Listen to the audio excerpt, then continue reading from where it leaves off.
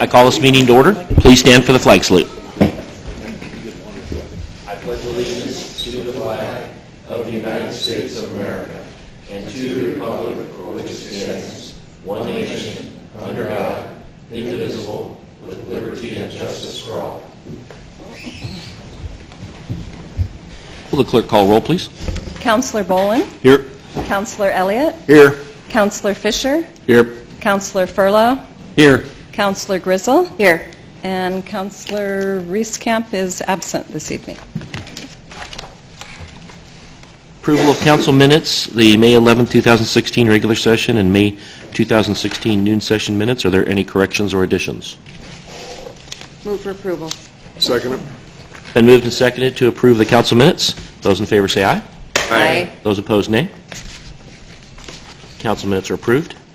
Consent calendar, we have tonight's agenda. We have the Bike and Pedestrian Advisory Board, Jim Roof appointment, Library Advisory Board, John Lee Joseph and Jim Roof appointments, Delvin King a reappointment, Senior and Disabled Services Advisory Committee, Anzi Kush reappointment, and Board Minutes Planning Commission, April 20th, 2016, and liquor license, Ma's Restaurant on-premise sales on Santiam Highway. Move for approval. Second. It's been moved and seconded to approve the consent calendar. All those in favor say aye. Aye. Those opposed? Okay, next up is public comments. The council welcomes all respectful comments regarding the city's business. Citizens may address the council by approaching the microphone, signing in, and stating their name and address for the record. Each citizen is provided up to 5 minutes to provide comments to the council. Council may take an additional 2 minutes to respond. City clerk will accept and distribute written comments at a speaker's request. Is there anybody that would like to speak before council?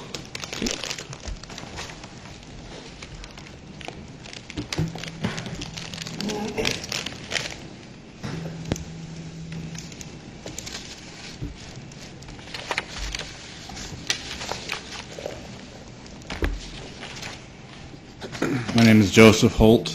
You need my address on the record too? Yes, please. 1620 South 2nd. Thank you. Here in town. Regarding the fees schedule changes that you have proposed for this meeting, I believe. Is that correct? I believe it's on page 5 at the top regarding tall weeds and grass or nuisance abatement. For one thing, you have stricken the, it seems to me that you've stricken the if not abated within 7 days and increased the cost from $100 to a $200 administrative fee plus the actual cost of the, I'm guessing, mowing the grass or tall weeds. I was hoping to make it clear that 7 days to mow a lawn should be allowed. I don't know exactly what you're proposing here since it's just one line. Joseph, can I interrupt for just a second? Please. We have a public hearing that's coming up as the first item, and it would be probably more appropriate if you commented during that time, and it'll be the first item. So why don't we do that, and then because that actually then applies to the actual On the record. on the record. Yeah. Thanks. Okay. Thank you. Anyone else like to address council on anything that's not related to the public hearing?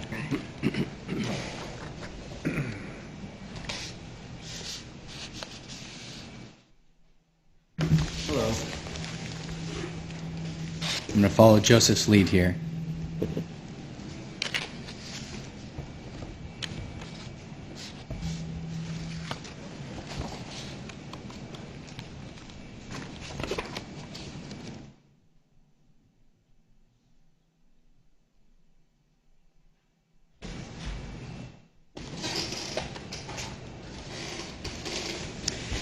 I'm Adam Kirkpatrick. I'm a family dentist here in town. I think I know most of you. I just wanted to come and talk a little bit about fluoridation. I know that the concern's been brought up a couple times about, I hear a little bit of kind of drama on the topic. So I wanted to just weigh in because I'm a local professional who's done some pretty significant research on this. So I was kind of thinking that I would just give a little education on my thoughts on the subject. Is that appropriate to do here? Sure. Okay, just a couple minutes is all I'm really looking for. So fluoridation, it's been so extensively researched. There's tons and tons and tons of research dating for a long time. And because of that, there's a lot of information that can get kind of jumbled up. And I think that that's a lot of where the anti-fluoride argument comes from. Have any of you guys had any experience doing formal research, university level or? On fluoride? No, on anything. On Oh. on any Yes. research, reading Yes. studies, double-blind studies, systematic reviews. So I'm sure that you can appreciate that it's a pretty complicated thing, knowing what is even the appropriate source to look at. And then, so there's varying degrees of accuracy for research. So in fluoride, there's a whole bunch of different research that's been done, but research is not all equal, right? For example, I'm wearing a tie. I'm the only one in the room wearing a tie. My anecdotal research says that all people who wear ties are dentists, right? And then all of a sudden I go to a dental society meeting, right? And you know, everybody there's wearing a tie, and that's a second study now with a larger population that everybody that wears a tie is a dentist. And it's certainly not necessarily meant for any ill purpose, right? It's usually meant to expand the field of science, because all research, right, that's a hypothesis that, you know, I'm the only one with the tie and I'm a dentist, so maybe, so trying to expand on that, what a lot happens in research, I've done research personally at the university level, and as I did it as an undergrad, and at the time, my research was not particularly meaningful, really, in the large body of science. I studied for a novel antibacterial reagent. However, when I'm writing the paper, right, I have to include a lot of vagueness to my conclusions because of the nature of the research that I did, and kind of laying out there that, hey, scientific community, if we want to know more research is needed on this subject. And that's really common, even in legit studies. So because of that, there's a lot of vague things that are said. So basically, if I want to prove that anything regarded to fluoride, I could pick a study and legit quote some crazy thing, and I'm not saying that the people are crazy, don't get me wrong here, right? I mean, please, I'm not trying to say that. But I could prove whatever I want. And so what even me as a local professional dentist, I have a very difficult time understanding the studies. I mean, I have my doctorate, right, in dentistry, like a very specific, you know, where fluoride is very much concerned, and even I have some difficulty in interpreting everything. So I look to the professionals that are out there to help make these public health decisions. And so Lebanon, we as a community already fluoridate our water.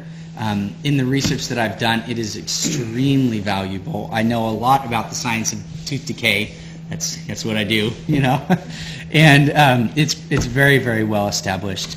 The negative effects, basically a lot of the negative proposed effects are just what I was saying earlier. You know, there's a question. Is this related to something? And quite frankly, it's responsible to look at that. Is fluoride related to something negative? That's, in my opinion, excellent that we have studies to check that out, right? And just the question being asked all of a sudden opens a door, you know. Is it? You know, it's scary. And so, and even in those papers, you know, you could say there's an association, like the tie to the dentist thing. There's an association, clearly, with a guy in a room wearing a tie is a dentist. That's an association, but that doesn't mean that because I'm a dentist I have to wear a tie, right, Dr. Coleman? Or because I wear a tie I'm a dentist, right? So it's the same thing with the fluoride debate. And so I know we don't have a lot of time, but I would love to talk to anybody who has questions. My recommendation to the city is that we continue to make sure that our water stays fluoridated. It's so valuable to our community. I mean, sure, I'll do a bunch of I'm going to be here for forever. So all these kids that are growing up, all of us, that, you know, if we take the fluoride out of our water and they all get cavities, they're coming in my door, right? So quite honestly, self-serving would say, you know, don't fluoridate the water, right? But that's not why I went into what I do. I care about people. That's That's what I want. And looking at our town, I love this town. I want it to be healthy, and we are healthy, and I want it to stay that way. So I've got mountains of research. I've got all the data, everything you guys need if you have any questions at all about it. Okay, thank you very much. Yeah. Any questions? Did you wear the tie because it was convenient for this example? I don't know. I thought of it on the way up here. So, hey, nobody else is wearing a tie. That might work. Yeah. Very Thank good, you. thank you. Thank you. Anyone else like to address council? Okay. Are you a dentist? I am not. I am Just not. checking. I am wearing a tie, though, because I am here representing my mother's wishes, and so I dress a little bit more appropriately because of such. What a good boy. My mother is very passionate about the fluoridation of water. Can you state your name for the record and Yes, address? Wyatt King, 224 2nd Street. Thank you, Linda. Chicken scratch this. Oh. Although I am not a dentist, and I feel a little bit like the big dog came out, now the little pup is coming to bark a little bit, my mom feels very strongly that fluoridation, I'm not going to pronounce that word right ever, I'm not even going to try, is very important. She raised 3 kids, one of them me, mixed success there, and she believes very strongly that it was beneficial. And she has grandkids now coming up, and she wants them to have the same healthy teeth that her kids had. And she doesn't get riled up about much, but anybody who's on the buzz has seen her just going to town with whoever those married couples are that believe very strongly against fluoridation. And she even spent time today typing up this, which I have provided copies for everybody to have. I'm sure Adam is the place to go to, though, for that research. And so I just wanted to say that for a person who doesn't feel the need to get riled up about much, she's very passionate about this. She thinks it's what's best for our community. And I feel very strongly that we should continue this, that it's been successful. And I know that there are loud voices in the community that are arguing the other way, but I would very much recommend that we take Dr. Kirkpatrick's offer and talk to him and other experts in the field and do what's best for our community, even if it makes some people upset. And you both understand that this is, at this point, it's out of our hands, and we have decided to leave fluoridization in town. Fluoridation. Fluoridation. Oh. I thought you were an idiot when you couldn't say it until I tried to say it. No. So, but I know there is an anti-fluoride coalition forming, and they will spread what they believe is information, what some will believe is misinformation. If they can get it on the ballot, they will get it on the ballot. Are you guys, is your mother or Adam, somebody planning on forming some sort of an education committee on the other side of that? I know that both myself and my mother, if need be, if the petition gains enough steam where there is a need for a counter effort, would be very willing to help with that. Again, I hope Dr. Kirkpatrick is ready to jump in, because he would obviously be a way better voice in that fight. But, yeah. Is it okay if am I out of line for? Can you answer? Yeah, I did answer that. If you come up to the microphone. You're taking do that. some of Wyatt's time now. Oh, that's fine. I'd love to help wherever it's needed. I believe strongly in this. Based on what I was saying earlier about the drama that's associated, I think the wisest thing is to continue doing what we're doing. It gets very complicated if things, when general public health issues get brought to the general public. That's a very difficult and complicated thing. As our city council members, I believe, don't get me wrong, I really appreciate it. You guys have the hard job of making tough decisions. This is a decision I believe that you should make and continue to do what we are doing. It just will become a giant mess, and how sad will all be after the mess is over and the bodies are laying down. You know what I mean? We are, that is exactly what we've done, but they have a right to put it on the ballot. Okay. That it is beyond our control. Okay. Anything else? Nope. Yeah. It is fun to be here not talking about marijuana for once, though. Thank you, Wyatt. Anyone else?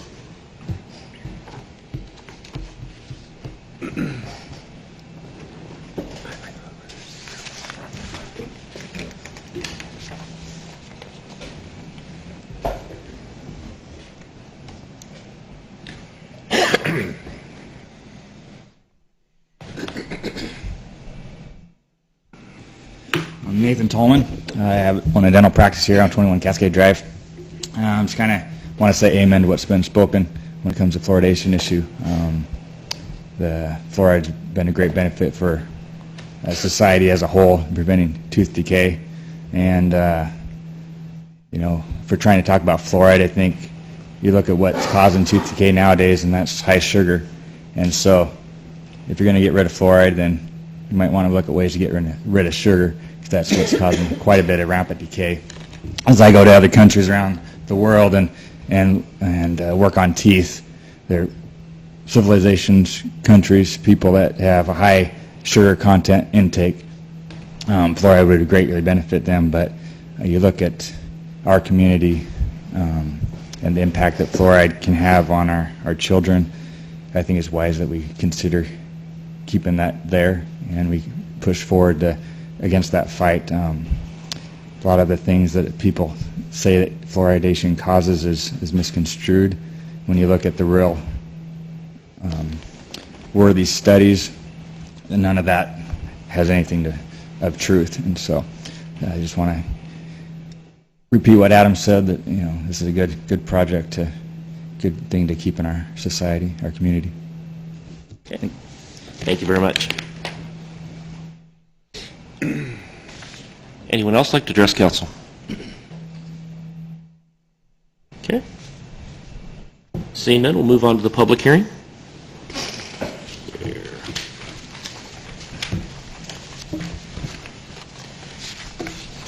Good evening, I'm Paul Aziz. I'm the Mayor of Lebanon, be presiding over this hearing.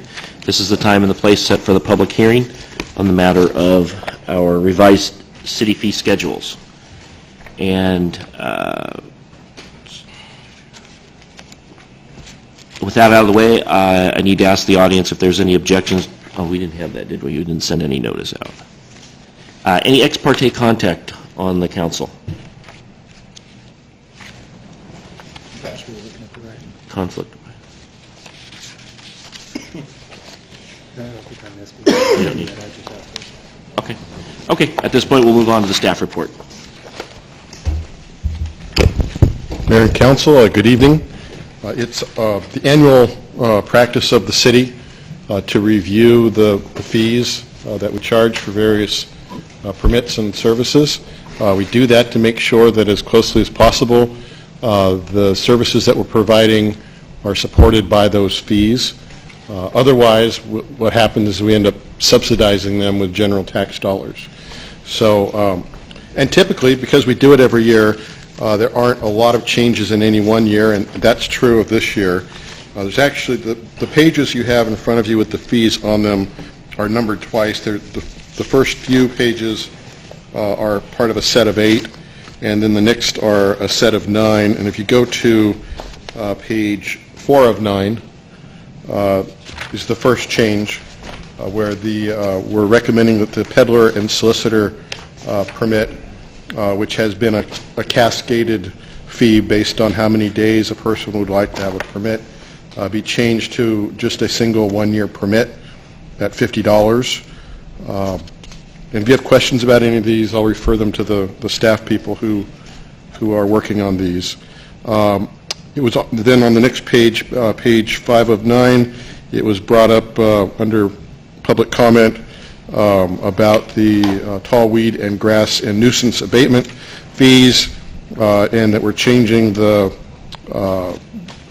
if not abated within 7-day condition. That's something I understand came from Kevin Buchheit. So if there's questions, I think I'm going to ask the chief to respond to why we would want to eliminate that. Also, the next page over, page 6 of 9, there are some adjustments to the fees related to camping. Those, again, are to try to reflect our actual costs. And then, is there one more? That, unless I missed something, I believe that's all of them. Page 8. Page 8? I knew there was one. Bottom of page 8, I'm sorry. There's some slight changes here concerning our charges related to water meters.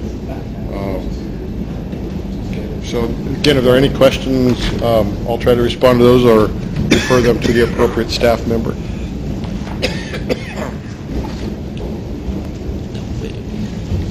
I'll let you know.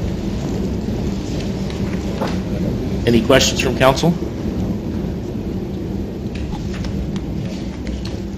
Okay, see no questions. Then we'll have anyone who would like to speak for or against the issue. Would you-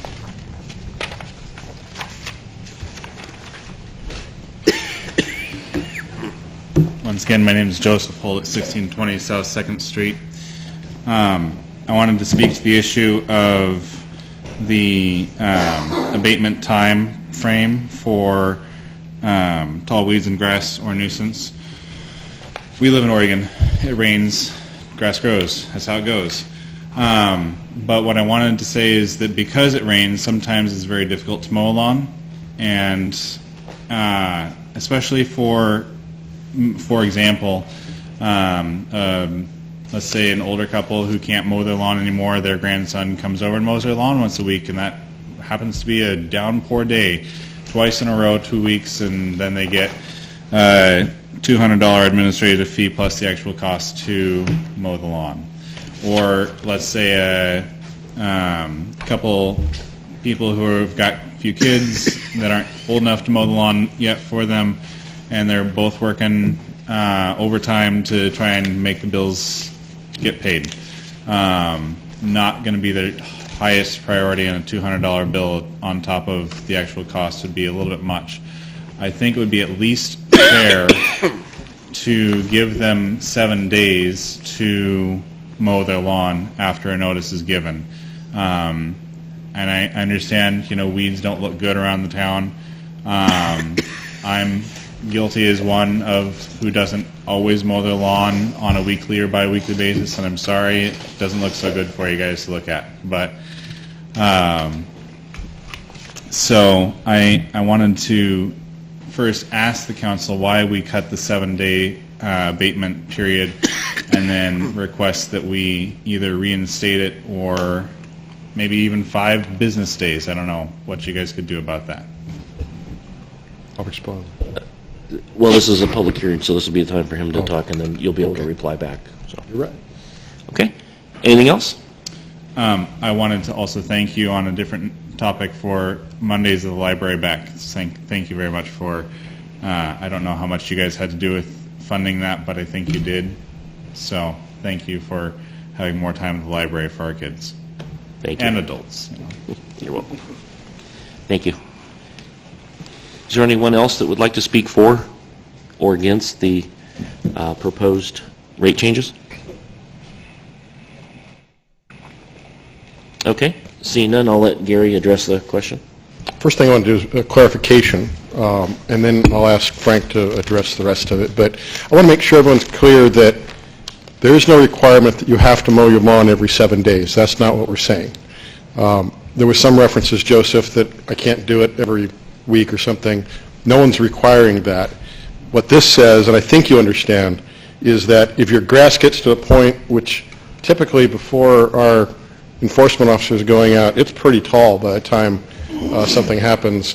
What this is saying is that once you've been noticed, then you have 7 days to cut it, and if you don't, under the existing rule, then you don't have to pay the fee. Correct, Frank? Okay. So it probably has gone a month or longer without being cut. longer. Right. Yeah. But I didn't want anyone to think that we're requiring everybody in town to mow their lawn once every week. That's not what this is about. So Frank, if you could enlighten us about Kevin's thoughts about eliminating this? I wish I could enlighten you. I honestly I know that Kevin works diligently when, especially it's a call-in basis, so it's a reactive type ordinance enforcement. And a lot of the times when we do get these notices of tall grass and weeds, Kevin goes out and works very hard with the property owner to make sure that they're in compliance with the ordinances. So he does allow for time to get this accomplished. And I think, and to piggyback off what you said, if it's done within a 7-day period, then there's no charge. The only charge that really comes into play is if nothing gets done, it now becomes a fire hazard, and we have to take some course of action for the safety of the community. And at that point, we're doing the work, so it's only right that it gets reimbursed by the property owner. So I'm not sure if I'm clearing the waters or muddy, and I'm not real positive on that. But I think I don't know why this was crossed out. I don't have an answer for you on that. It's something I'd have to talk to Kevin about. I'm fairly certain that when we give them a notice of abatement pursuant to our ordinances, they have 7 days. Correct. So, I mean, it may have just been because it's redundant. And that might be too, because I believe the letter does state very clearly you have 7 days to, yeah, we're not asking you, I can't mow my yard every 7 days. My son does, but that's a different topic. So, like I said, a lot of these things, it's very clear in the notice when it's sent out that you have 7 days to get this accomplished. And, if it's, I can't because I'm working this and this and this and that, Officer Buchheit, under the direction, is very, he usually comes and lets me know what's going on, and we work out a plan. So, Excuse me, so in that situation, it potentially could go beyond the 7 days, and a person might not be given the fine. Correct. It's a case-by-case basis, and I think that when they are fined is when we have no response. Usually, if we send out an abatement notice, we get a response back, and we then try to gain compliance, and gain compliance is working with the individual on a case-by-case basis. So, if we get nothing back, then we have to take some course of action. And again, it's especially in the hot season, and it's usually only in the hot season when you see these tall grass and weeds abatement notices going out. So normally we don't really hear much going on in the wintertime because of all the rain. And I would say that applies to most of the things that Kevin works with on. Correct. I mean, it's not just weeds. I get copies of a lot of his different abatement notices, and it's always a matter of, we will work with you to get this accomplished, but if you ignore us, we're going to get in compliance. Right, you have to have something to fall back on. If we work, the whole point is gain compliance with the ordinance that are set forth. So if we're not gaining any compliance, we have to have something to fall back on. But if we're gaining compliance, we're working, then we will continue down that path to a point. Sure. Any other questions on any of the fees? Does that help? I had one question concerning the meter. So if there's a replacement of a meter box, how do we differentiate normal wear and tear and versus vandalism or wanton destruction? If there's a failure, is the owner charged for that, or? In all my years of managing cities, I've never seen a case where a lid became not functional from wear and tear. If it's not going to work, it's because someone's done something drastic to bend it, break it, change its shape. But I've never seen a case where the lid itself wore out because they're cast iron. And I don't know if Dean is here. Yeah, I don't know, Dean, if you can add anything to that, but I've never seen that, a wear and tear situation. Yeah, no, most it's because somebody has driven their car on it. A lot of these fees are not because of damaged things. We have a contractor who will come in and say, hey, we want to move the water box from here to here. And so we charge actual cost for moving that or installing one at a new spot. So a lot of these fees are on the request of the property owner. You know, yes, we do have broken lids, and it's usually because somebody's driven on it and parked their car there, usually on like lock-off day or something, but, and they break something, and that's when it gets done. But a lot of these fees are because it's a request of the property owner to move something or a contractor to install something in a different spot, and we charge them the actual cost of what it takes to do that job. Thank you, Dean. Any other questions? I wouldn't have guessed that. Okay, seeing no more questions, would the city attorney like to read the ordinance, please? A resolution. Resolution number 2016-13, a resolution amending fees and charges for city services and repealing Exhibit A fee schedule. Resolution number 2016-3. Entertain a motion. Move for approval. Second. It's been moved and seconded to approve Resolution 2016-13. All those in favor say aye. Aye. Those opposed? The ordinance, or the resolution passes. Number 2, state revenue sharing. Dean Baugh. Go ahead, officially open the hearing. Officially open the hearing. I think so. No, this one isn't. Yeah, we need to. Oh, it is a public hearing? Okay. All right, we will open a public hearing for the state revenue sharing, and I'll recognize Gary Marks first. No. Or Dean. Okay. Dean, I'm sorry, Dean. Staff. Okay. Okay, this is a resolution we're required by the state. There's two of them, a resolution and an ordinance. They'll kind of put them together. They're required by the state of Oregon before we can receive revenue sharing. What they're requiring is we look and say, if you look at the ordinance under Section 1, they list 7 different items: police service, fire, sanitary, storm, and so on. We have to show that we do a number of those before we can receive revenue sharing. We have to have the resolution and the ordinance approved before June 30th, and off to the state, or we receive a revenue sharing in the next year. And next year, I believe we have $160,000 budgeted for next year. So that's the main reason we do this, is because the state requires us to do it, to receive that and show that we're doing the proper services. That would begin the staff report.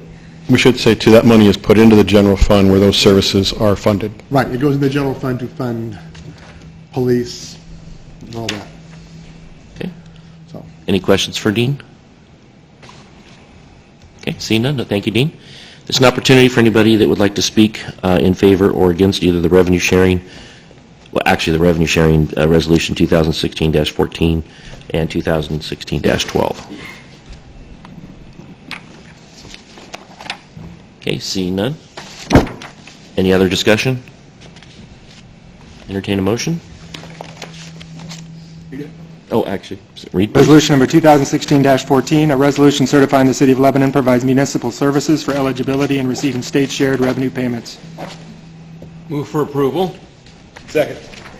It's been moved and seconded to approve Resolution 2016-14. All those in favor say aye. Aye. Those opposed? Resolution passes. We'll continue on the public hearing with the adoption of the fiscal year 16-17 approved budget.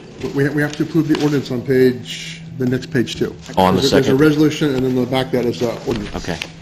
They require both. And that is the Bill 2016-12? Yes. Okay. Entertain a motion. Ordinance Bill number 2016-12, ordinance number 2881, an ordinance declaring the City of Lebanon's election to receive state revenues. Move for approval. Second. It's been moved and seconded to approve ordinance 2016-12. All those in favor say aye. Aye. Those opposed? The resolution passes. Now number 3. Adoption of the fiscal year 16-17 approved budget. Dean Baugh. And this opens a public hearing for that. I believe Gary had some comments. Yeah. You want me to? Go ahead. You may go first. Mr. Mayor, members of the City Council, the approved budget before you tonight is recommended by the Budget Committee for your approval. It is unchanged from the budget that you saw as you acted as members of the Budget Committee in early May. For the record, rather than go through the PowerPoint that I have done in previous years, for the record, I wanted to hit just some of the highlights for the public who may be here or who may watch the video later. The total budget, city budget we're talking about, because we have urban renewal we have to cover also, but the total city budget that's before you tonight is a little more than $66 million. It represents a $26.7 million increase over the prior year. That seems drastic until you consider that $24.55 million of that increase is due to our expectation that we're going to be building a water plant later this year. So if we look then at the high points of the budget, let me get to that list. Our levels of service are maintained throughout the budget. Our contingencies overall are up 31%. That's something that the City Council had wanted us to accomplish through our financial policies. Also in that same vein, the general fund balance is at 12, or has met the 12% goal that you set as part of the financial policies. The operating budget, which when you take all this capital out that we've put in, if you take out all the capital out, the operating budget is actually down 0.6%. That doesn't mean that we've really cut services. It means that our need for materials and services is somewhat less than the prior year. That could be because we've become more efficient or because we had stocks from the prior year. I can't divide that out for you, but essentially the operating budget is flat. Capital investment is up 252% because of the water treatment plant, but again, if you take that out, all other capital in the budget is seeing a 7% increase, and we do like to see increases in what we're putting into our capital. We know that over time we need to keep our infrastructure up so that it services the community as it needs to, and even with 7% additional this coming year, we know that there's a lot of infrastructure needs that still won't be met. There are 9 action items from our newly adopted community strategic plan that are a part of the budget, which if anyone wants to have the details of that, I can provide that. And then also our property taxes for our general obligation debt are down $134,000 from our prior year. That's $134,000 less to the taxpayers. That's not less to the city. So we'll be levying less for payment of our debt. That debt was the debt that was approved by our voters in 2007, I believe it was, for the construction of the Justice Center and the library. Last year, under the guidance of Dean, we refinanced those bonds at a lower interest rate, and it created that savings. So just good management there, and the benefit would be our taxpayers. So if there are any questions, I'll be happy to respond to those, or Dean can. If anyone's interested, I do have a synopsis report on the adopted budget that I can provide. That report will also be posted to the city website if people want to go on probably after tomorrow. You can look at all the highlights at your leisure. If there are any questions, I'll be happy to respond. Could you confirm the contingency percentage? The what? Contingency percentage that you quoted? I thought I heard 31%. We're up 31% throughout the entire budget. Okay. Yeah. Okay. In the general plan, it's 12% plus a 2%. Yeah, the goal is 12%. I think we're actually like 13 or 14 is where we're actually at, but your goal for us was to get to a minimum of 12%. Next year it goes to, I think, 14%, and I think we're well on our way to making that goal too. Yeah. On top of the 12% contingency, we put aside another 2% working contingency, which we allow to use throughout the year as the oopses show up in the budget or things that come around that we need. So the funding of that is up 31%. Yes. This year. Yeah. And just a word on that. Why is that important? Well, it's because if something changes in our financial condition, when the economy goes into a recession, revenues to cities can be dramatically affected. If you're not prepared with any kind of a rainy day resource, you might be put in a position of making sudden cuts and reductions in services. When you have a reserve of this type, there's always the option for the council to go back, appropriate some of those funds to buy us some time so we can, in a more methodical way, strategize how we use our resources going forward in a deteriorated revenue scenario. So it's just, again, it's trying to manage well and not create shock to levels of service that we provide to our community. Another good point, instead of if something goes wrong, that $136,000 we saved on that bond is because we have a good contingency and policies in place now. When we went out for our bond rating, they looked at our new policies that were approved last year, and that contingency where we're at, that was mentioned really highly in our bond rating, is why we got the rating we got. And we got a pretty good rating for a city this size. It's based on these policies and these contingencies being in place, because they know we can get through a disaster or a problem. What was the total amount over the life of the bond that was being reduced by you refinancing it? It's like $8 million? It was 8 or 9 million. It was a pretty good, it was, yeah. Yeah. It was like $350,000 a year average. It changes from year to year, but average. And that's direct to the taxpayer, not the city. City doesn't get that. That's actually the taxpayer that doesn't pay that. That's correct. Right. So that's a good savings. Any other questions? Okay. And at this point, and I'll go ahead. Did you have anything else, Dean? All I would say is that per state ORSs, the budget was advertised in the newspaper. We had it it's been on the website for the past month, so if anyone wants to see that.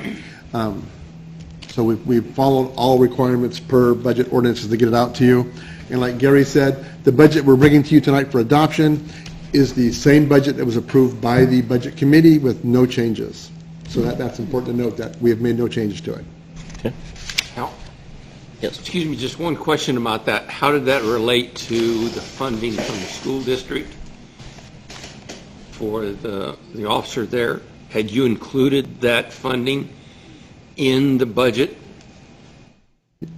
Yes, that's in there, and that situation has been taken care of. The school district found the extra $30,000 thanks to the work of our police chief. Right, so... We had budgeted our share as Yes, according to our agreement. Yes. The question was whether or not the school district was going to fund their level. Right. Since the budget meeting ended, the school district was able to find the money to do that. Right, so my question is, did we put in the school district's share in the budget that Yes. was presented? It's all in here. No. No. We're not funding it, they are. No. There's a contribution from the school district in this budget. Right. Of $85,000 or $86,000. Right. So I guess I'm having trouble with asking the question correctly. Okay. When we reviewed the budget, and you indicated at the meeting that you were having some negotiations that were still being conducted with the school district, did your budget that night include the revenue from the school district, even though you hadn't confirmed it? Yes. Okay. Yes.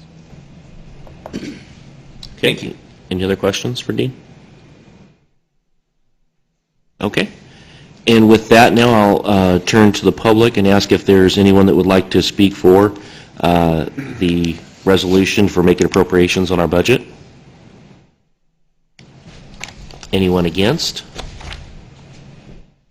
Okay. And then the next one, did you cover the levying taxes, or did you want to do that next? I did not. I could do that real quick right now if you want to do Okay. it together. The next resolution is for levying the taxes. And this is where Gary was saying that the amount that the city is requiring for the bond, this is the number that went down. Last year, this number, the 1.341, was 1.4 million something. So that's the number that's being reduced as an addition to our taxes. So what we're asking for is the levy of 5.1364 per $1,000 assessed value, which is the maximum allowed for these. That's our permanent rate. In addition, we're requiring the other 1.341 million for the payment on the library justice center bond. again, like before, those X's that you see there, we will come back in July with an amended resolution. Those numbers are not available until June 30th. That's the amount of stormwater and delinquent sewer that we turn over to the county at the end of June. And the state has a weird formula that goes up to the midnight on June 30th about what's paid and what's due, so we can't get those numbers right now. But we are required to pass this resolution before June 30th to get our bond money. So it's kind of a catch-22. So we'll be back in July to fill those two numbers in. So. Any questions? Okay. Seeing none, I'll ask the audience at this point if there's anyone that would like to speak for the levying of taxes, Resolution 2016-16. Anyone against? Okay, with that, we'll close the public portion of the hearing. And at this point, any other questions from council? No. Have the attorney read the first resolution. Resolution number 2016-15, a resolution adopting the City of Lebanon's budget and making appropriations for fiscal year 2016-17. Move for approval. Second. It's been moved and seconded to approve Resolution 2016-15. All those in favor say aye. Aye. Those opposed? Next, if you'll read the second. Resolution number 2016-16, resolution levying taxes for the City of Lebanon's budget for fiscal year 2016-17. Move for approval. Second. It's been moved and seconded to approve Resolution 2016-16. All those in favor say aye. Aye. Those opposed? Resolution passes. At this point, the public hearing is closed, and we will temporarily adjourn as the City Council and convene as the Urban Renewal Agency Board. Number 4, adoption of fiscal year 16-17 Northwest Lebanon Urban Renewal District approved budget. Okay, so the next three resolutions we're doing is for the 3 urban renewal districts. First one is the Northwest Urban Renewal. We went into a lot more detail at the Budget Committee meeting. So the budget we're presenting tonight is exactly the same budget as approved by the Budget Committee with no changes. And then if you go to the next page, where for the resolution, we're asking for the maximum amount of revenue that may be raised by dividing of taxes under the state laws. That would be the resolution for approving taxes for the Northwest URD district. So that would be the staff report. No additional. Any questions? Okay, at this point, and was that for both the levying taxes and making appropriations? Okay. That's for the resolution for the budget and then for the taxes. And the on taxes, next page. okay. At this point, I'll ask if there's any comments from the public that would like to speak on this against? I'm sorry, for or against? Okay. See none. Have the city attorney read the resolution. Resolution number 2016-17, sorry, Linda. Resolution number 2016-17, a resolution adopting the Northwest Lebanon Urban Renewal District budget and making appropriations for fiscal year 2016-17. Move for approval. Second. It's been moved and seconded to approve Resolution 2016-17. All those in favor say aye. Aye. Those opposed? Resolution passes. Next up is the levying of taxes. Resolution number 2016-18, resolution levying taxes for the City of Lebanon's Northwest Urban Renewal District budget for fiscal year 2016-17. Move for approval. Second. It's been moved and seconded to approve 2016-18 resolution. All those in favor say aye. Aye. Those opposed? Resolution passes. Next up, fiscal year 16-17 North Gateway Urban Renewal District. So the next 2 resolutions are for the North Gateway URD. We're asking for $933,300 for the North Gateway budget, which is the exact number that was approved by the Budget Committee with no changes recommended by staff. And then we have the resolution requesting the maximum amount of revenue that can be raised by the dividing of the taxes under the state ordinances. So that would be the staff report. If there's any questions. Any questions? Seeing none, we'll open it up for public comment. Anyone would like to speak for the making appropriations or levying taxes? Against? Okay. Seeing none, we'll have the city attorney read the first resolution. Resolution number 2016-19, a resolution adopting the North Gateway Urban Renewal District budget and making appropriations for fiscal year 2016-17. Move for approval. Second. It's been moved and seconded to approve 2016-19. All those in favor say aye. Aye. Those opposed? Resolution passes. If you read the next one. Resolution number 2016-20, a resolution levying taxes for the City of Lebanon's North Gateway Urban Renewal District budget for fiscal year 2016-17. Move for approval. Second. It's been moved and seconded to approve Resolution 2016-20. All those in favor say aye. Aye. Those opposed? That resolution passes. Next up, 6, Dean, adoption of fiscal year 16-17 Cheetah Lake Urban Renewal District. So we have the Cheetah Lake Urban Renewal District. Again, this is the same budget that was approved by the Budget Committee with no changes proposed by staff. There's a $447,500 budget recommended. Next resolution is the appropriation of taxes, and we're requesting the maximum amount of revenue that may be raised by dividing of the taxes under the state ordinances. So that would be the staff report. Okay. At this time, I'll ask, is there any questions of council? And is there any comments from a public that would like to speak for or against resolutions? Okay, seeing none, I'll have the city attorney read the resolution. Resolution number 2016-21, a resolution adopting the Cheetah Lake Urban Renewal District budget and making appropriations for fiscal year 2016-17. Move for approval. Second. It's been moved and seconded to approve Resolution 2016-21. All those in favor say aye. Aye. Those opposed? Resolution passes. If you read the next one. Resolution number 2016-22, a resolution levying taxes for the City of Lebanon's Cheetah Lake Urban Renewal District budget for fiscal year 2016-17. Move for approval. Second. It's been moved and seconded to approve Resolution 2016-22. All those in favor say aye. Aye. Those opposed? Okay, thank you, Dean. And with that, we will adjourn as the Urban Renewal District Agency Board and reconvene as the Lebanon City Council. Move into regular session number 7, Water Treatment Plant Project Contract Award.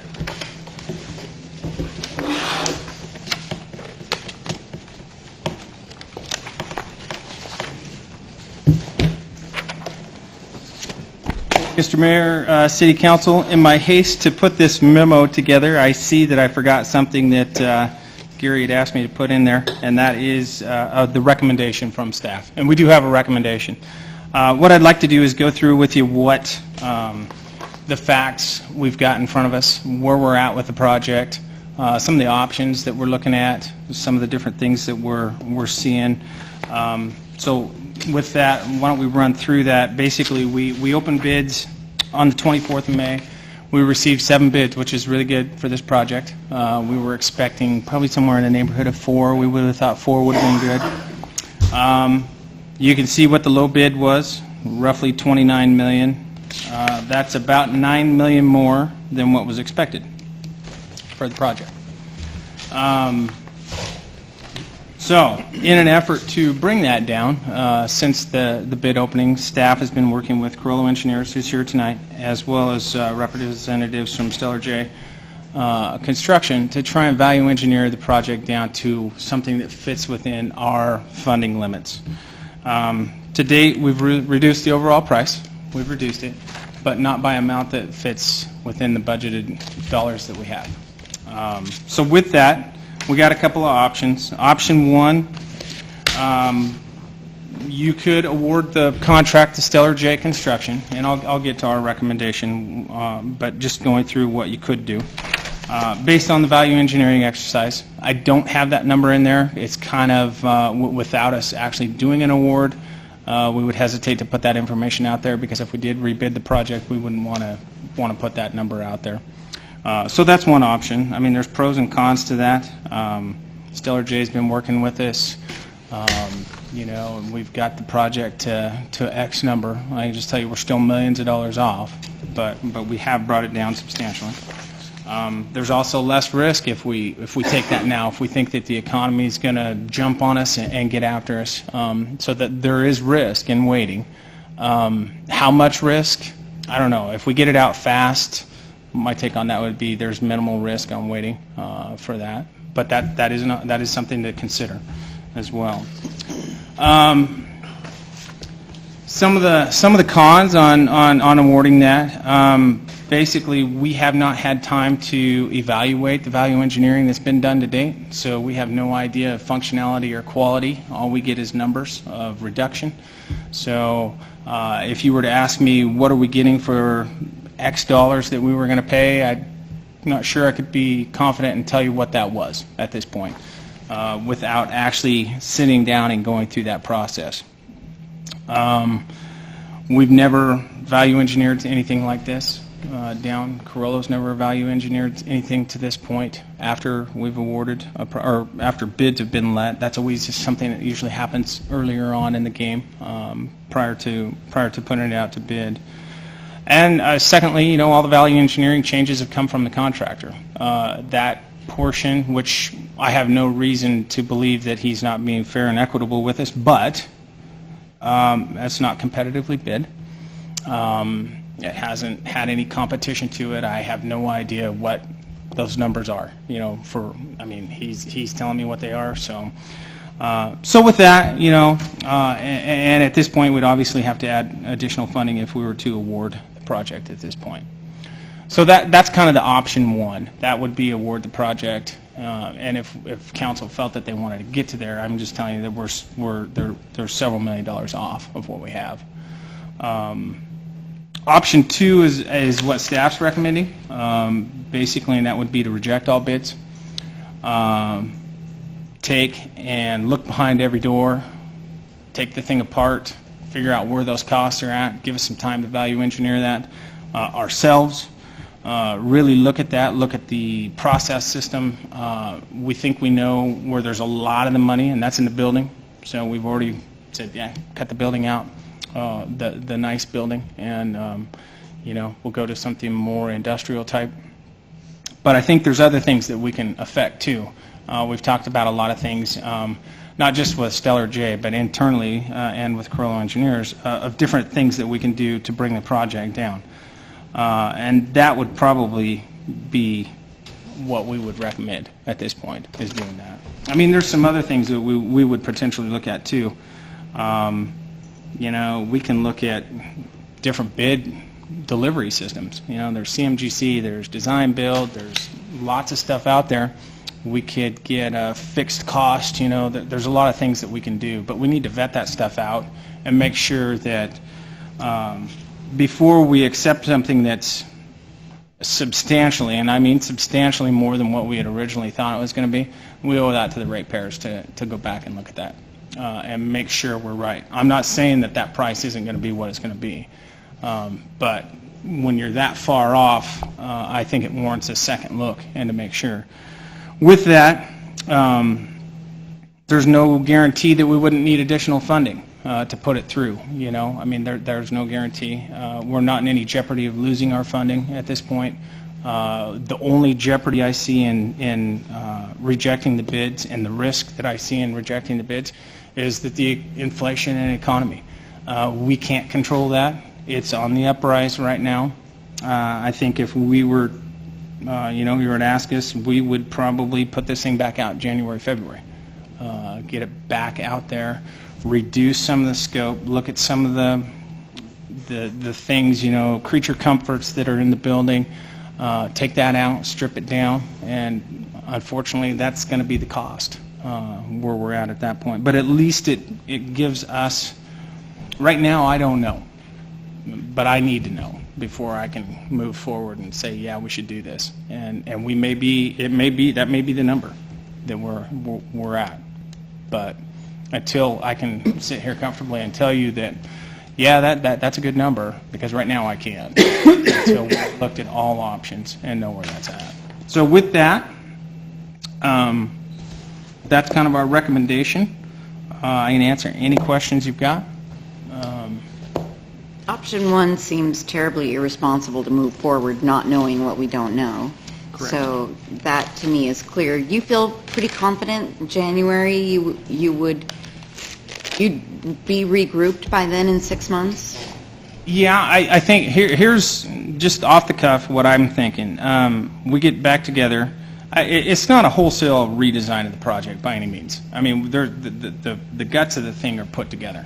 we need to look at those, and maybe we can affect the price through different materials. But I would say, I would like to come back to council in maybe July and have a work session to talk about different bid delivery systems, the CMGC, what we think, but we need time to vet that out and make sure that we think that, that's right, and talk to you about exactly what we would propose moving forward. And at that point, yes, I would say we scramble, repackage the thing, and have it out. I really do. I think that the bulk of it is done. It's just changing some things out, having the time to maybe run down some of these rabbit holes to make sure that what we're going to build is actually going to function at the end of the day. When you do that much change. Important. It is. Yeah, we'd like to do that. Project. Yeah. Ron, it appears that there's not any one big thing, like you saw, oh, wow, it's this, or it's this, or maybe it's the building, but it seems like it's a lot of things. How could the company that we hired and spent quite a bit of money with be so far off, like $10 million on a $20 million project? You've got some economy of scale in there. I think what you're seeing on your different trades, you're seeing some pretty big increases there. Believe me, they're beating their heads on it too. Could it also be the time of the year that we went for bid? Could that? There's potential, but it's a big enough project. I mean, here's where I'm at with it. We had 7 contractors bid it, which tells me the economy. In my opinion, if the economy was that big, I think there's certain pieces of it. I think the building trade is huge. HVAC and electrical is big. I mean, those items came back that we've seen. Those are big items, and I've heard that from other contractors. But we had 7 contractors bid this. If the economy was that big, so you got 7 of these guys that said, hey, I'm going to spend a month, I'm going to spend 3 to 4 of my staff for a month, which equates to maybe, $30,000, $40,000, and I'm going to invest in putting a bid together for this project. I don't know, if I'm really buried and busy, I don't do that. So I think there's still room out there. I think they bid exactly what was in front of them. I do think prices have risen, and I think that's where we come back and value engineer some of that stuff. I mean, prices have risen. So, we're going through that process right now. But that's a very fair question, absolutely. Okay. And, like Rebecca said, too, on that first option, it's very irresponsible for us, I think, if we even consider it. But, I mean, at that point, the only way I would see that is there would have to be a rate increase, and I don't see any option there at all. Yeah, and we may get down to this, and the price may be the price, and I don't want to back into that corner, but that may be the option. Okay. I mean, I want to have an opportunity to look at all the different funding sources that are available out there. I mean, I think we have room in our capital program, but if you start cutting the capital program and your line replacements at the end of the day, I mean, it is what it is. Go back to our original rate increases, we're 11% under what we said that we needed to build this plant. So if you go back through the whole gamut when we very first started this, we're 11% under what we dedicated to capital. I know they're still high, and we're going to try and make it work with that. But and I don't want that to take the focus tonight, because to be honest with you, I have no idea at this point. So. I hate to see the delay of 8 to 10 months on it, but I think the option 2 is the way we ought to go. Yeah, I mean, it's to me. I can't guarantee that we're going to go, we're going to put this thing out to bid, and I'm fairly confident in saying, unless something really crazy in the economy happens, that we're going to get down below what was originally bid. Are we going to need to add money to the project? I can't answer that until we go down all these rabbit holes. Well, you may have to take some of the pork out of it. Oh, absolutely. Yeah. I think we'll strip it down to maybe a Costco tent. Pop-up tent. So, Robert, I just wondered, and this may be completely inappropriate to discuss this at this particular point in time, but during your deliberations, if we were to move forward with option 2, does another engineering firm besides Carrillo come into the discussion as a mix, to have another set of eyes, and what would that cost to have That's certainly an option, to have another firm basically look at the overall overall project itself and help with the value engineering piece. I mean, that's certainly an option if this council wants to choose that, absolutely. Cost on that, it depends on how elaborate you want to get with that. You know, I mean, I'm just sitting here off the cuff, maybe 50 to 100,000. Yeah, and I'm not asking for you to do that or asking the council to support that, but I would want your staff to consider that as a possibility. Yeah, and we would definitely talk to, we can have people do that if it would make council feel more comfortable and take a look at that. I trust in who we have doing the project. I think there was some things that got missed. I think the economy's jumped on us. I think we probably took a building type on that wasn't necessarily the most economical. But again, you go back to the HVAC trades and you go back to the electrical trades and what we're hearing from contractors, that stuff is rising. Now, we can affect that in some different ways through some value engineering, but that may be the price. Yeah, that may be the economy that we're in. Right. But I'm not comfortable telling you that yet until I know. Sure. And I don't know. And the only reason I asked the question is my concern in a tight market and with the experience that this council has had and the concerns that our citizens have with rates, for Carrillo to make the recommendations to put the kinds of specifications together in the way they were gives me some concern as a public contractor. In my experience in building a lot of hospitals, I was a little concerned about the presentation we received in light of the money that's on the table now. I'm not following you. I think that the project, the recommendations from the engineer firm may have been overvalued for what we as a community could potentially afford. Oh, yeah, I mean, looking back at that, yeah, obviously, yes. That's where the value engineering comes in. Yeah, yeah. But I'll have to tell you, they built a plant very similar to what we did 2 years ago. Is in the $13 to $15 million range. So what we got to dig through is find out if there's something in the specs that's changing the way that contractors are looking at this, something in the economy, which it could be the economy. It could be that those material prices and labor pools are driven up. Now, if you bid it at a different time, January, we give more time. It had a pretty tight time frame for construction. Maybe we see different prices. But until we go through that process, we won't know that. We won't know the answer to that question. I can't comfortably answer that until I've gone through that process. Now, if it would make this council feel more comfortable, we can definitely hire another firm to review this and second the recommendation. I mean, I'm not opposed to that. I don't think they would be opposed to that. But that's this body's decision. Yeah, I'm just very disappointed in how far off they were. Yeah, I am. And my personal experience is, I remember one hospital I was working on, and we missed the number by $100 million that we did not have.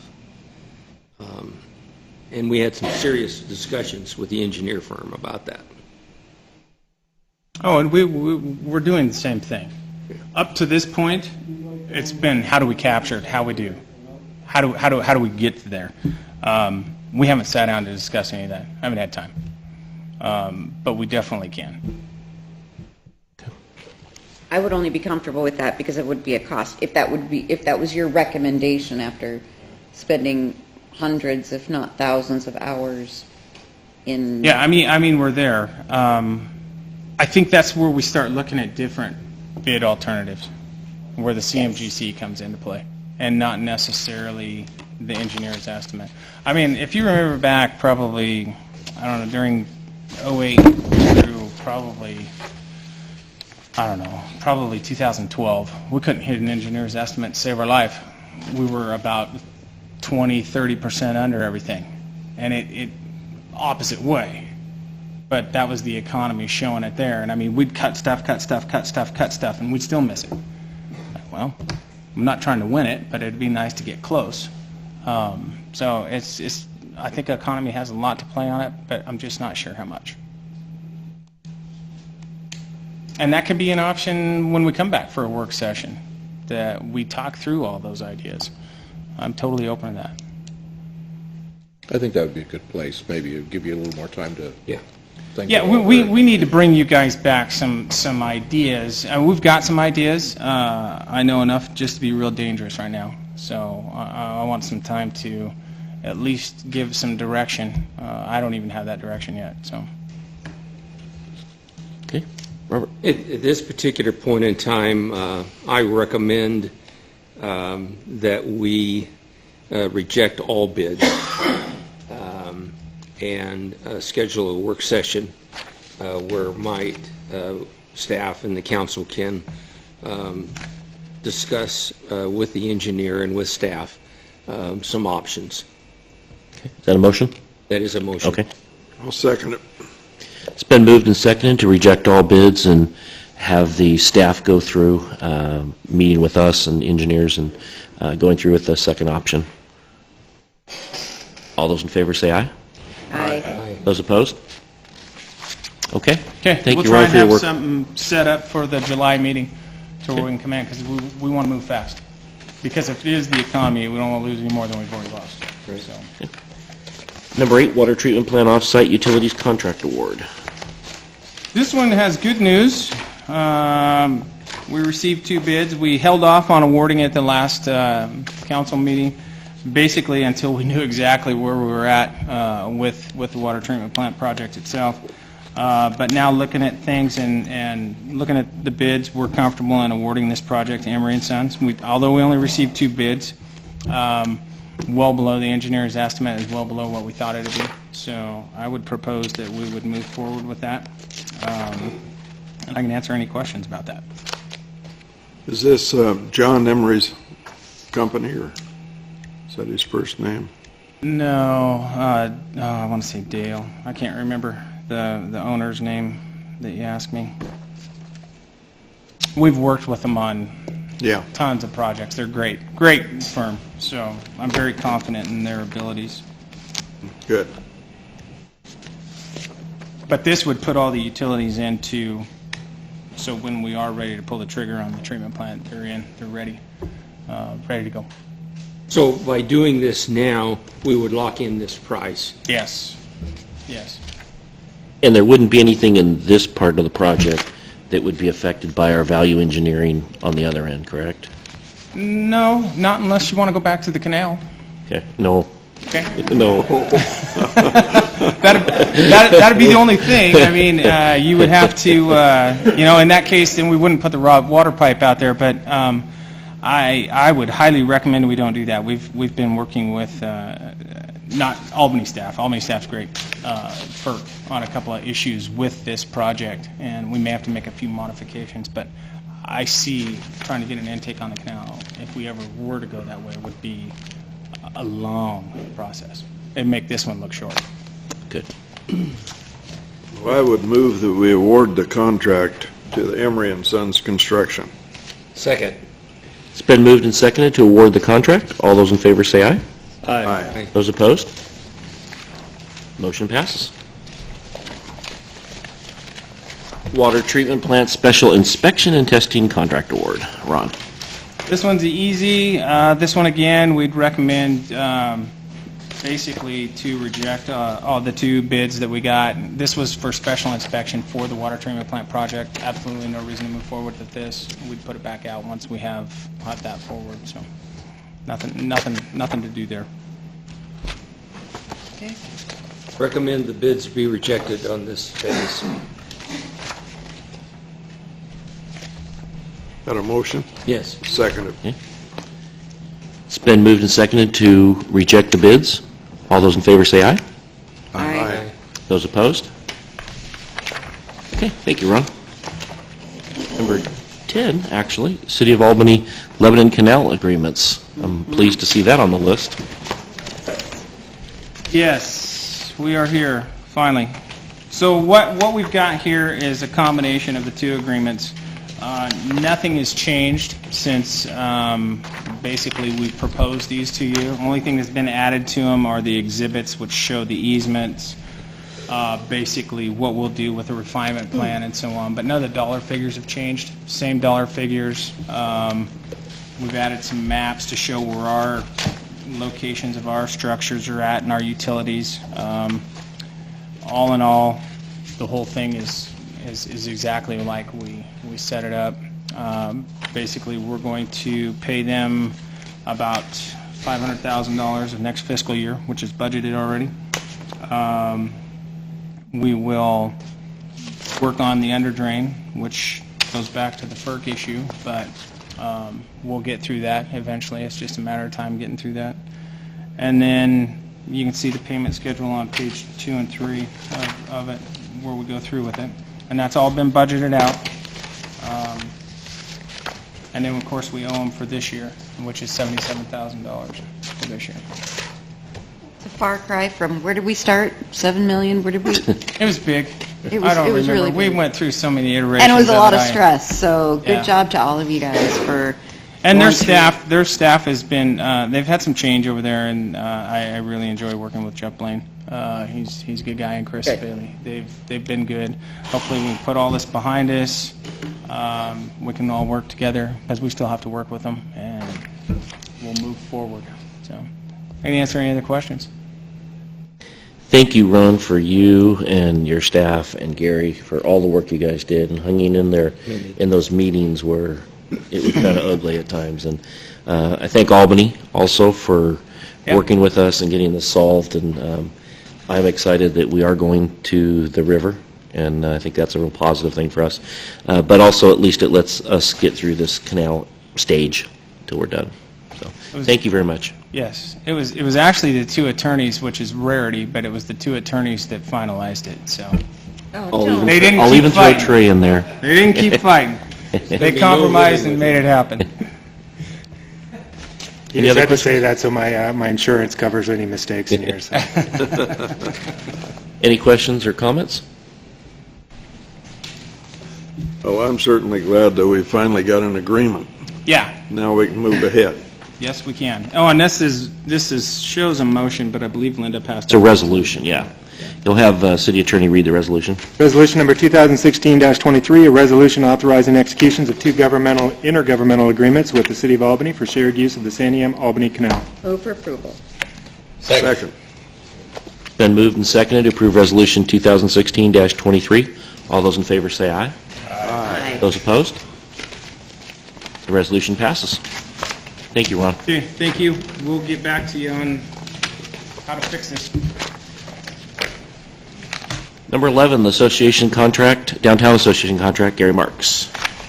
Mr. Mayor, members of the council, I know you're all aware that one of the focus areas of our community vision is downtown. The community spoke pretty clearly that they wanted to strengthen our downtown, and they wanted that to be the heart of activity, social activity, and commerce.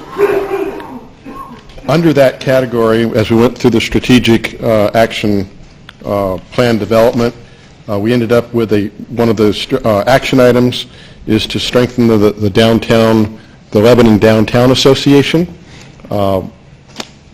That group has, I think, wisely decided to follow a proven model in the state of Oregon for downtown revitalization.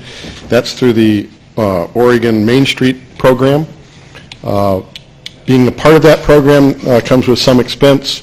Also, I know, having talked to the president of the association, Dela Johnson, who we all know and love, that they have other plans for promoting downtown and so forth. So, with all of that, and to seek to comply or to implement Strategy 5.1 in the action plan, the contract before you provides funding of $20,000 this coming fiscal year to the Lebanon Downtown Association. The money comes from our transient room tax, the folks who visit us and stay in our hotels are actually the ones paying for this, and then that money through the Downtown Association will be used to encourage more visiting and tourist activity, especially in our downtown. So that's what the agreement basically is about. I've asked Dela to be here to address the agreement, to tell you some about what the Downtown Association is doing, and to answer any of your questions. So if Dela's ready, I'll ask her to come up.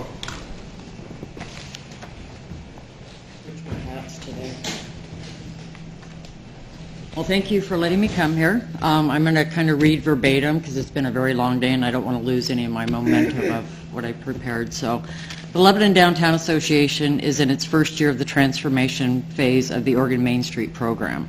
This program is really critical. It took us 4 months of applying just to get this into this program.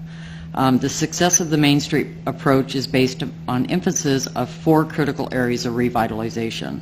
Organization helps everyone towards the same goals and maximizes involvement of public and private leaders in the community.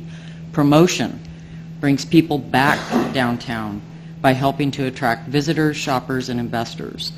Design, that enhances the downtown appearance and pedestrian amenities while preserving its historic features. Economic restructuring, that stimulates business development and helps strengthen the downtown economic base. Transforming downtown is for communities committed to downtown revitalization using the Main Street approach, getting the technical assistance to take them to the next level, which is what we are going to be doing. The Main Street approach will help strengthen our community and our revitalization efforts. This process is done by enabling us to apply for resources as they are available. The money that we will get from this contract will enable the Lebanon Downtown Association to hire a part-time Main Street manager. This is going to be for a 1-year contract to work 19 hours a week. A suitable office and office equipment and supplies, and also mandatory conferences for the Oregon Main Street manager. Again, this keeps us in compliance to keep with the Main Street program because we want to go to the next phase. In hiring the Main Street program, we want to make sure that you know that we're increasing tourism in the downtown area and the community of Lebanon. We take pride in Lebanon, and we want to make downtown the heart of Lebanon. Among these, but not limited to, are ways that the Lebanon Downtown Association and the Main Street manager will be working with the city in 2016 and 17. We will be working diligently on the 2040 vision goals set by the City Council in April of 2016. We are starting a Saturday market during the months of July and August in 2016 at Ralston Park, with an expansion to 4 months in 2017.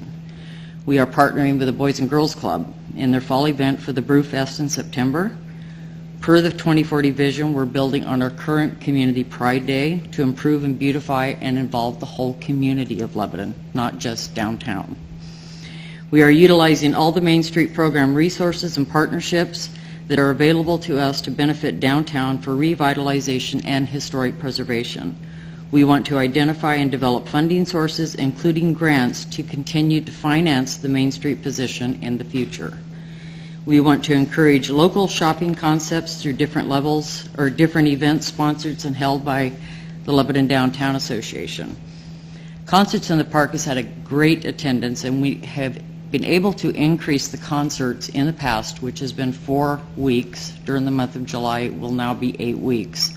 So it will be the months of July and August this year. We are also involved heavily in the downtown Halloween activities and, of course, holidays in the park.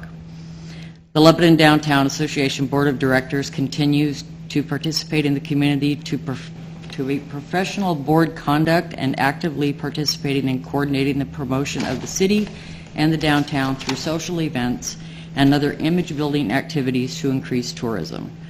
The 2016 year and being part of the Main Street transformation phase will be busy, which already has been, and we will be striving to improve business climate and promote historic preservation while maintaining our small town quality of life. The city's investment is more than matched by the support, the individuals and the businesses, and the contribution of thousands of hours, not only by the Lebanon Downtown Association Board, but by the caring community of Lebanon.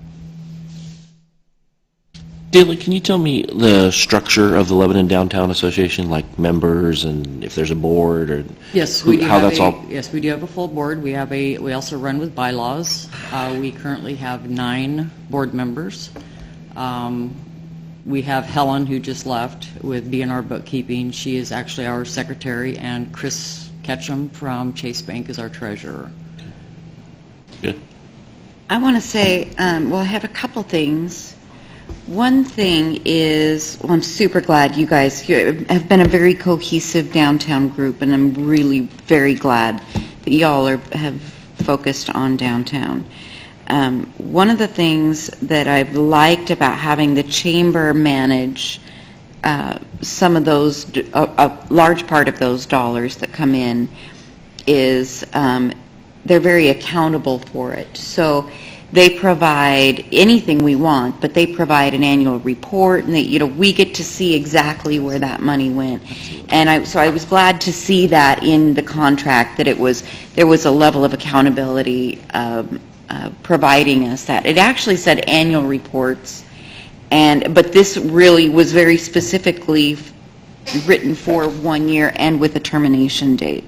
So I'm anticipating that this is going to be an annual request. So what is that expectation? Well, in talking to Gary, we had talked about that actually. Our hope is that getting into the Main Street program, that we're able to go after grants and start building our own so that we don't have to do that. This part-time person is going to be really critical to us this next year in building funding and those type of things. Right now we have, every board member works, as everybody knows that I work and my time is very limited. I think her fostering her partnership with Lebanon and the downtown and other entities like the Boys and Girls Club, I think these things are going to be drawing in, and we're going to be able to make some money. We're going to be able to go after grants to help pay for some of this. So we do have the direction, we have the guidance from the Oregon Main Street program. Anytime that we need their assistance, being in this phase, they come and help us with this assistance. So it's huge with what they're able to offer us to get us through this year. So I'm hoping that at the end of this fiscal year that we do not have to come back and ask. If we do, my hope would be only half of that amount. But this is huge for the Lebanon Downtown Association just to be at this point where we're at, because I never thought it would happen. So it's pretty huge. Robert? Well, this is truly a value-added contract for this community. Leverages a very modest amount of money into a tremendous community effort with these organizations. The group is to be commended, and the council's support in this relatively modest request from the fund, I think, is quite appropriate. Anyone else? Questions? Thank you, Dale. You're very welcome. Well, I'd like to say I'm behind this 100%, but there was one thing, Dela, I forget the organization, but they had a part-time man hired, and it didn't work out. Now, that kind of worries me a little bit, but then... Are you talking about Partners for Progress? Yeah, I think that was Yes, that was the board before. We are a complete new board right now. We are totally held accountable. It's a whole different thing, which is why we rebranded to the Lebanon Downtown Association. My board is one of the best boards that you will come across. We are totally an open book. We have Wyatt King on our board, is one of the people that are on our board. We are working for downtown Lebanon and the community. Why only $20,000? You look at what we're asking for to pay somebody, a part-time person, that's not much. It's because we're giving back to our community. And that's just a little piece to be able to give somebody to help us get those funds. So I understand where you're coming from previous years. Yeah. I was on the board at that time as well, so we have a whole different set of rules now on the board. So I think there was a different level of us, because we just gave that money, and I don't think Yes. that there was There was no any built-in accountability. accountability, There and was no accountability. Mm-hmm. that is, I share that, have shared that concern. And I think, too, that the rebranding that you folks have done really focuses on downtown. It is, and the Main Street program is so focused that you pretty much have to stay in that channel, and there's just not much else. So I'm real pleased. I'm excited to see that it's part of our vision, that the community wanted downtown to be the center of our community, and this is a way to jumpstart it. Going to be the heart of Lebanon. Yeah, Absolutely. it is. Any Thank you, other Dale. questions? Well, this downtown is one of my heartfelt projects that needs to be done, and I'll certainly help you any way I can. Thank you. I will, too. Okay. Do I have, you need to read the resolution, please. Sorry, I didn't know this was a resolution. Yeah, they changed it. They changed this to a Oh, wait, I'm sorry. No, that was... Downtown Association contract is approval by motion. Entertain a motion? Move for approval of the contract. Second. Yeah. It's been moved and seconded to approve the Downtown Association contract. All those in favor say aye. Aye. Those opposed? Motion passes. Number 12, City Manager's Report. Mayor Aziz, members of the council, my written report, of course, is in the packet. I'll just highlight a couple of items. One, I'm very happy and proud to say that to report to you, I know you already know, but Samaritan Health Plans has awarded the City of Lebanon with its 2016 All-Star Employer Award for Employee Wellness. This is an award that was given to us after they considered 44 other employers in the state of Oregon. They found all of the different types of programs and the efforts that we make to support our employees and their wellness. They found us to be the best of the bunch. And because of that, I was honored to accompany Mayor Aziz down onto the field at Goss Stadium in Corvallis for the OSU-UCLA game a couple weeks ago, where the award was presented to Mayor Aziz, and the mayor was honored to throw out the first pitch of the game. So it's just a great experience and a great honor for our city, and I have to say that a lot of the credit, I want to recognize Debbie Shimon, our HR generalist. It's a lot of her inspiration and her determination to do well in her position that is reflected in this award. We truly do a lot of cutting-edge things for our employees that is not common out there in the general workforce. So I'm proud to say that this is my organization and that we've been recognized for this kind of an award. So in addition to that, I want to encourage everyone to come out tomorrow night to the Blue Zones meeting at Comp Northwest. I'll be brief about this, but this is a program being brought to us really through Comp Northwest. It's an organization that only selects a few communities throughout the world to implement their program. It's a program to promote and advance general community health and well-being. It kind of feels kind of warm and fuzzy, but the details will be presented to us tomorrow evening. Representatives from the Blue Zones will be there to describe in detail what the program's about. We've been selected for us to consider being a part of that program. I think ultimately, if it looks like something that it's a good fit for us, it would also be another great factor to promote our community to the outside world. Other communities that have been a part of this have seen remarkable improvements in their overall community health by different markers that they've looked at. So I'm very interested. I don't know enough about it yet to be able to tell you this is definitely something we should do. It appears to be a really great fit with our healthy community focus and the vision, but tomorrow should answer a lot of our questions. I would encourage you all to be there because very likely we will be sitting here at a future meeting talking about our participation in the Blue Zones. Now, one of the questions I get is, why is it called Blue Zones? It's because the doctor researcher who founded this program decided that he wanted to go out and do a project where he identified a few select communities throughout the world who, for whatever reason, had remarkably higher levels of health and well-being compared to the rest of the world. He found those communities, and as he was doing that process, he had a blue marker, and when he found a community, he would circle it. That's why it's called Blue Zones. So there's nothing more to it than that. But if you want to really know about the project, come out tomorrow night, from 6 p.m. to 8 at Conf Northwest. That's all, unless you have questions. Questions? Items from council. Did you have? Yeah, if you want to do me now. I do have one thing just to ask for bring to the council's attention. We are going to be bringing back I think by resolution, on the marijuana votes to the public.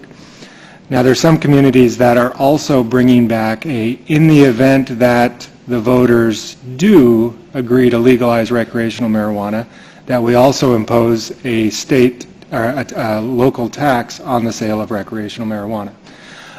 It's a little bit tricky the way they're wording it, but there's tricky city attorneys out there that are getting this done and getting it on the ballot.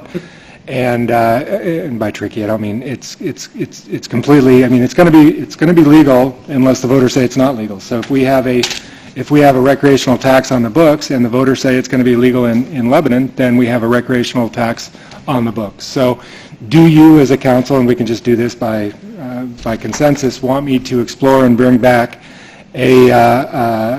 something that would put the tax on the ballot along with the other marijuana measures that will be on there in November? Yes. Yeah. I assumed that. Yes. Okay. Anything else? I have one Sunday at 1 p.m. Those who remember Mayor Scott Simpson, we'll be having a little unveiling of there's a bench out there and there's a plaque and just honoring him, and his family and friends are going to be here. So anybody is welcome to attend, and that'll be 1 o'clock on Sunday. Anything else? Okay, seeing none. Public comments? Is there anybody from the public that would like to comment?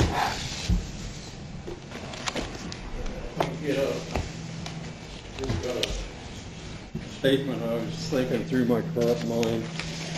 When he's talking about the bids 2 years ago. Can you just announce your name for the record? Bill Sullivan. Thanks, Bill. Thank you. But anyway, he was talking about getting the bids 2 years ago. When I was working around the trades at that time, or not that time, it's long before that. But anyway, when things were slow, a lot of contractors would take a bid to buy a job to keep their crew busy. And then this gentleman mentioned that he left $100 million on the table. I always understood when I was working the trades that it was the secretary's fault because when she typed up the bid, she put the decimal point in the wrong place. Is that right? No, my comment about the $100 million was our engineer underestimated the cost of the project by $100 million. You mean you didn't blame the secretary? No, we did not. Oh. And anyway, that's all I have to say. Like I say, at the time, the contractor could be trying to buy a job to keep his main men working. And the deal when he mentioned the $100 or $100 million, I remember a few jobs that I was on that they lost money, and it was always the secretary's fault because when she did the bid, she put it in the wrong place. That's all I have to say. Okay. Thank you, Bill. Anyone else like to address the council? Okay, seeing none. Items from press?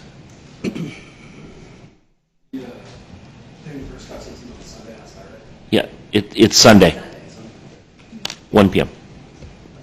Anything else? Okay. Next scheduled council meeting is June 22nd, a noon tentative meeting, and July 13th is our regular session. With that, we'll be adjourned.